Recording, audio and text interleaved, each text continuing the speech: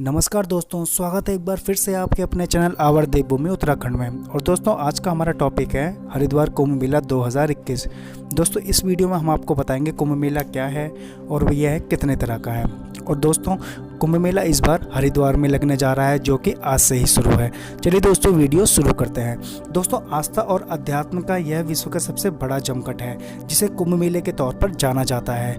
काफ़ी संख्या में यहाँ श्रद्धालु आते हैं, आशीर्वाद लेते हैं और स्नान के लिए आते हैं। और दोस्तों, आपको बता दें कि राशि और ग्रह से जुड़ा है कुंभ मेला। कुंभ मेला किस स्थान पर लगेगा, यह राशि तय करती है। जैसे दोस्तों, कहा जाता है कि कुंभ योग का उल्लेख विष्णु पुराण में मिलता है। विष्णु पुराण में बताया गया है कि जब जब बृहस्पति कुंभ राशि में होते हैं और सूर्य मेष राशि में प्रवेश करते हैं, तब हरिद्वार में कुंभ लगता है। पर वर्ष 2022 में बृहस्पति ग्रह कुंभ राशि में नहीं होंगे। साथ ही साथ ग्रह गोचर के चलने के कारण इसी वर्ष 11वें साल में कुंभ का आयोजन किया जा रहा है। दोस्तों, 83 सालों की अवधि के बाद इस वर्ष यह अवसर आ रहा है। इससे पहले इस तरह की घटना वर्ष 1760, 1885 और 1938 में देखी गई थी। चलिए दोस्तों, अब बात करते हैं कि कुंभ मेले कितने तरह के हैं। दोस्तों, जिस तरह अलग अलग स्थानों पर राशियों के अनुसार कुंभ आयोजित किया जाता है, ठीक उसी तरह अलग अलग वर्षों में आयोजित होने वाले कुंभ के नाम भी अलग अलग हैं। जैसे पहला है महाकुंभ मेला, दूसरा है पूर्ण कुंभ मेला, तीसरा है अर्ध कुंभ मेला और चौथा है कुंभ मेला। दोस्तों, सबसे पहले हम बात करेंगे महाकुंभ मेले की। दोस्तों, सभी कुंभ मेलों में सबसे सर्वश्रेष्ठ है महाकुंभ मेला। इसकी खासियत है कि यह 2 शताब्दी के बीच यानी 144 सालों में एक बार आता है।